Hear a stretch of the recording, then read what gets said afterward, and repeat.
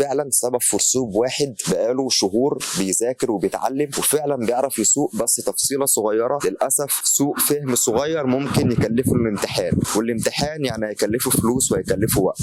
فبالله عليك خد بالك، هو ده هيكون شكل المنطقه وانت جاي من بعيد، فانت هتفتكره ان ده شارع مثلا. لو انت لسه ما وصلتش للمنطقه دي من بعيد هتفتكر ان ده شارع، فانت لو جيت هديت العربيه وبدات تبص يمين هل في حد جاي ولا لا وكملت، يبقى انت كده للاسف رسبت في الامتحان، لان ده ما يعتبرش الشارع. لو جينا بصينا هنا جوه هنلاقي ان ده مش شارع، هو مخرج كبير بس مش شارع. هنروح دلوقتي شارع وهوريك الفرق ما بين مخرج الشارع بيكون شكله عامل ازاي، والمخرج ده والرصيف المتصل والرصيف اللي مش متصل، علشان تعرف تفرق كويس ما بين الاتنين.